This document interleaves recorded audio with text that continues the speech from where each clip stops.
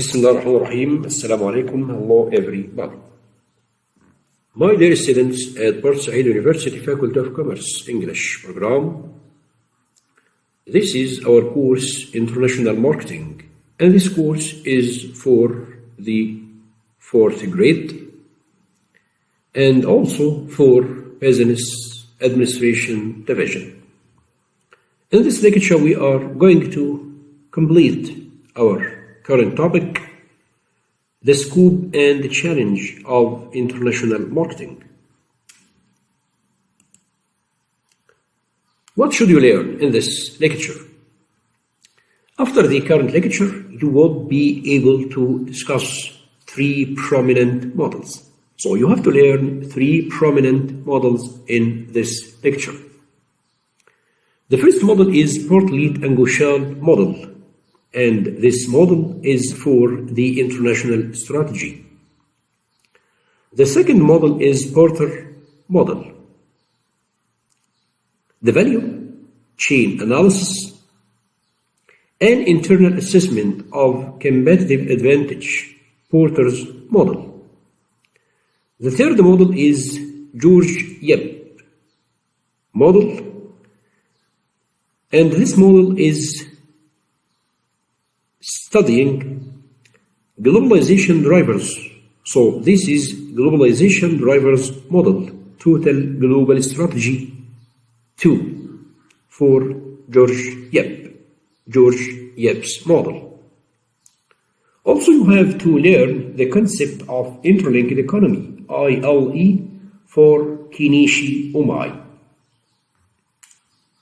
The first model is Portlead and Gauchal model. Portlead and Gauchal model of international strategy.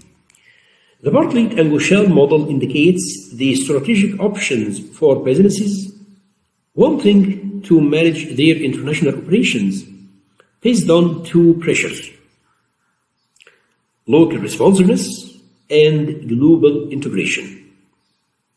So, Portlead and Gauchal's model has 2 pressures or forces on firms wanting to compete in international markets.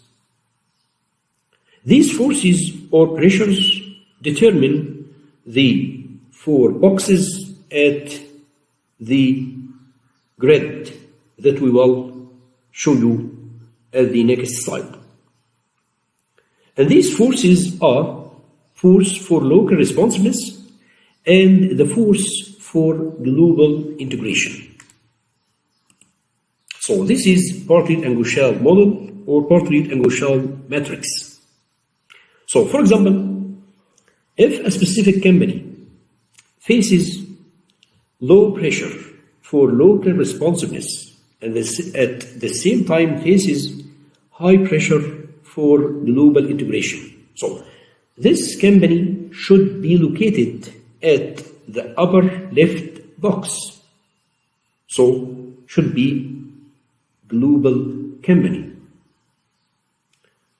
If a specific company or another company faces high pressure for local responsiveness and at the same time it faces high pressure for global integration, so this company should be located at the upper right box and should be as transnational company, and etc. So, 2 pressures or forces on firm wanting to compete in international markets. The very important question here, how can we determine the importance of these forces? How can we measure these forces? How can we say about force, this force is high or low? So, force for local responsiveness.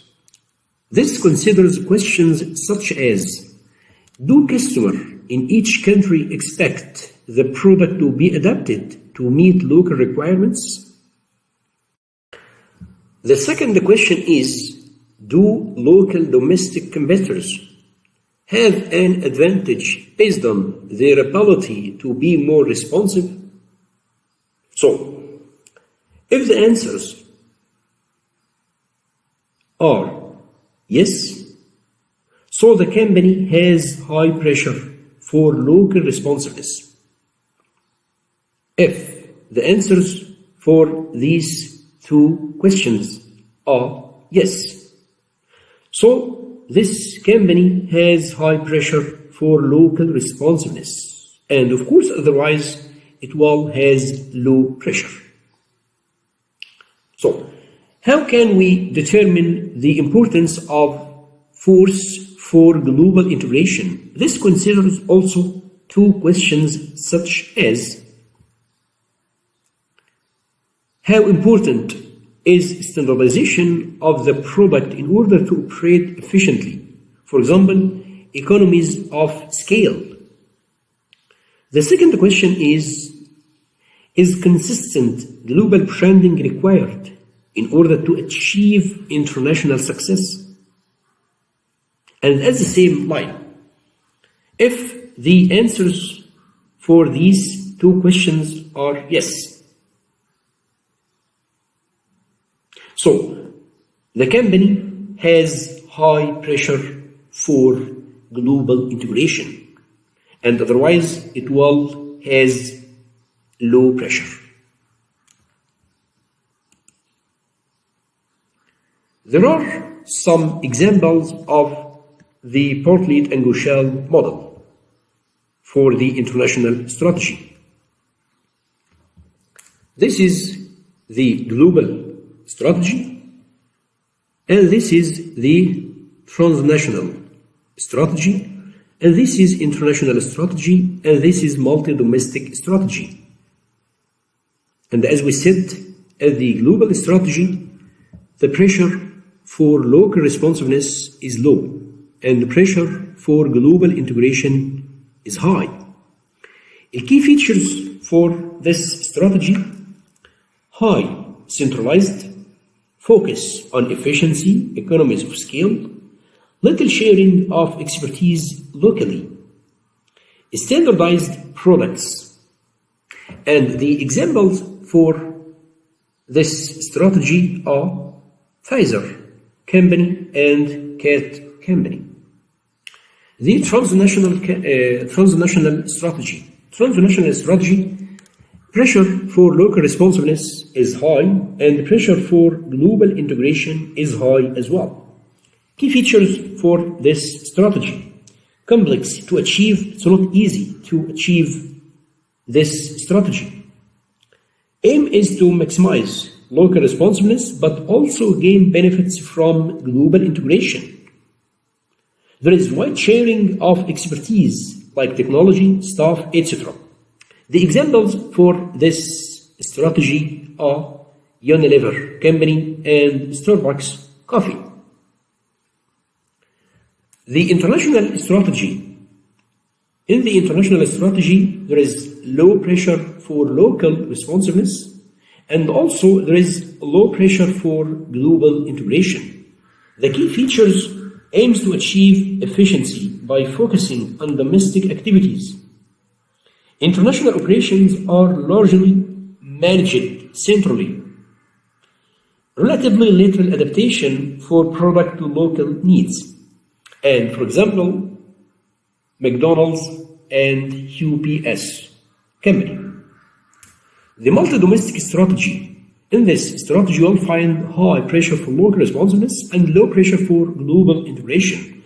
The key features for this strategy are aims to maximize benefits of meeting local market needs through extensive customization. Decision-making decentralized. Local businesses treated as separate businesses, strategies for each country. The examples for the strategy are Nestle company and the music television MTV. The second model is value chain model. The second model is value chain model. Porter model. The value chain analysis and internal assessment of competitive advantage. Indeed, a company is in essence a collection of activities that are performed to design, produce, market, deliver, and support its product or service. Its goal is to produce the products in such a way that they have a greater value to customers, of course, than the original cost of creating these products. So, the added value can be considered the profits and is often indicated as margin, the marginal profit. The systematic way of examining all of these internal activities and how they interact is very important and necessary when analyzing the sources of competitive advantage. The company can gain competitive advantage by performing strategically important activities more cheaply or better than its competitors. So, we can use in this point Porter's value chain model to dissect the activities performed at any given organization to support activities and primary activities. And here you will find some lines. These lines are the linkages between the activities, the different activities. So, the support activities include firm infrastructure, human resource management, technology development, procurement. The primary activities include inbound logistics, operations, outbound logistics, marketing and sales, service, and at the end of this chain you will find margin, so you can achieve your competitive advantage. Michael Porter's value chain helps to disaggregate a company into its strategically relevant activities, thereby creating a clear overview of the internal organization. Based on this overview, managers are better able to assess where true value is created and where improvements can be done, where improvements can be made. The first category at the Porter's value chain is primary activities. And as we said, primary activities include many activities like inbound logistics. Inbound logistics, the activities associated with inbound logistics are receiving, storing, and disseminating inputs to the product. Examples: material handling, warehousing, inventory control, vehicle scheduling, and returns to the suppliers. Operations. Once the required materials have been collected internally, operations can convert the inputs into the desired products. Examples: operations include machining, packaging, assembly, maintenance, testing, printing, and facility operations. Outbound logistics. After the final product is finished, it still needs to find its way to the customer. The activities associated with outbound logistics are collecting, storing, and physically distributing the product to buyers. Examples: finished goods, warehousing, material handling, delivery vehicle operations, order processing, and scheduling. Marketing and sales. The fact that products are produced doesn't automatically mean that there are people willing to purchase them. So, activities associated with marketing and sales are therefore to provide means by which buyers can purchase the product and induce them to do so. For example, advertising, promotion, sales force, quoting, channel selection, channel relations, and the pricing. And a good tool to structure the entire marketing process is the marketing funnel. So this is the marketing funnel, and then we can see this marketing funnel. So this is marketing funnel. For example, here is, you will find the marketing, and here is sales. For the marketing, you have to do marketing campaigns, awareness, interest, evaluation, and at sales, you will be able to create commitment, and then you can make sales, and of course, the happy customers refer others. So you will find here repetition for the purchasing, for the sales, repetition, and this customer also, this satisfied customer will repeat also this process. So you will find here repetition. So this is an example of the marketing funnel. So it starts from the marketing campaigns to awareness, interest, evaluation, commitment, sale, repeat the purchasing process, or repeat the purchasing of the product. The service. In today's economy, after-sale service is just as important as promotional activities. Complaints from unsatisfied customers are easily spread and shared due to the internet, and the consequences on your company's reputation might be vast. The activities associated with this part of the value chain are providing service to enhance or maintain the value of the product after it has been sold and delivered. For example, installation, repair, training, parts supply, and the product adjustments. The second category as the value chain model is support activities. In the support activities, you can find activities such as procurement, technology development, research and development R&D, human resource management, and firm infrastructure. The procurement. Procurement refers to the function of purchasing inputs used in the firm's value chain, not the purchased inputs themselves. So we mean here the function of purchasing inputs, not the purchased inputs themselves. The purchased inputs include raw materials, supplies, and other consumable items, as well as assets such as machinery, laboratory equipment, office equipment, and buildings. Procurement is needed to assist multiple value chain activities, not just inbound logistics.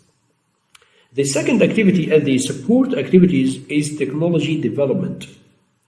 Every value activity embodies technology, be it know-how, procedures, or technology embodied in process equipment. So, examples are telecommunication technology, accounting automation software, product design research, and customer servicing procedures. So the research and development departments can also be classified here. Human resource management. The human resource management consists of activities involved in the recruiting, hiring, and of course firing, training, development, and compensation of all types of personnel.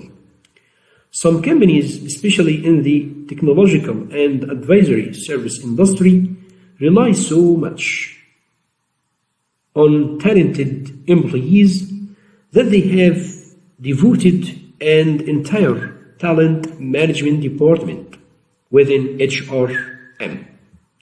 Of course, to recruit and train the best of the best university graduates. So they try to devote and try to find a talent management department in order to recruit and train the best of the best university graduates. The firm infrastructure is the last activity in this category, support activities, firm infrastructure. Firm infrastructure consists of a number of activities including general, strategic management, planning, finance, accounting, legal, government affairs, and the quality management. Infrastructure usually supports the entire value chain and not individual activities. So, the firm infrastructure usually supports the entire value chain and not individual activities because it's nature.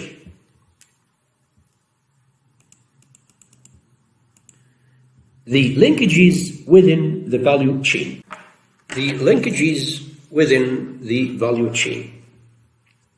Although value activities are the building blocks of competitive advantage, the value chain is not a collection of independent activities. Rather, it is a system of interdependent activities that are related by linkage within the value chain. For example, the decisions made in one value activity, for example, procurement, may affect another value activity, for example, the operations. Since procurement has the responsibility over the quality of the purchased inputs, it will probably affect the production costs, operations, inspections costs, operations as well, and eventually even the product quality.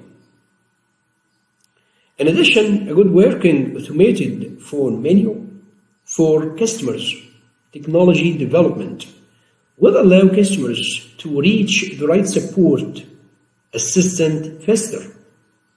So, technology development will enhance the service provided for the customer in this example. So, let's back to the value chain model to have a look for these linkages. So here you will find linkage between firm infrastructure and human resource management, technology development and human resource management, technology development and procurement, procurement and inbound logistics and operations, operations and outbound logistics and marketing and sales. And also there is linkage between marketing and sales and service, human resource management and marketing and sales, human resource and service, technology development and service. So you will find many linkages through the value chain. And because this type of cause and effect relationship, you can reach to the competitive advantage. You can achieve the desired competitive advantage. The third model is globalization drivers model. Total Global Strategy 2 for George Yep. Indeed, this model is for graduate courses in international business, competitive strategy, international marketing, and strategic management. And according to George Yep model, there are many drivers lead to the globalization process. The first category is market drivers, the second is courses drivers, and third is government drivers, and the fourth category is competitive drivers. The market drivers include homogeneous needs, global customers, global language, global culture, global currency, global channels, and transferable marketing. The course's drivers include economies of scale and scope, learning and experiences, sourcing efficiencies, favorable logistics, differences in country courses and skills, product development courses. The government drivers include favorable trade policy, compatible technical standards, common marketing regulations, and the fourth category is competitive drivers and include interdependence of countries and competitors globalized or might globalize. And this first point, interdependence of countries, this is what we will discuss in the next two slides under this title. The concept of interlinked economy, ILE for Dr. Kinishi Umai. According to this concept, interlinked economy, ILE, the global business has become more and more important and vital for nations, industries, and firms. Nation can no longer close the door and applies protectionism. Nations and citizens around the world are more interlinked than ever before, giving greater opportunity to a borderless world. Trends lending to borderless world like global citizen, global language, the English language, global products, and global competitors. The concept of what are the interlinked economies. Two nations have interlinked economies when one economy is affected by something that happens to the other. For example, one of the main staples of Chinese economy is the ability to create and export cheap goods to the United States. Equally, the United States requires China to create those goods, so the United States doesn't have to. So, according to this case, the interlinked economies, if the United States takes a hit, causing people to slow their purchasing Chinese products, this would negatively impact China's economy, because China would now be unable to profit from the goods they created. Thus, something that negatively impacts the United States economy also indirectly impacts the Chinese economy, because these two economies are interlinked. And this is what we can observe nowadays during the coronavirus pandemic. So, at the end of this lecture, hope all is going well with you, and see you soon, and thanks so much.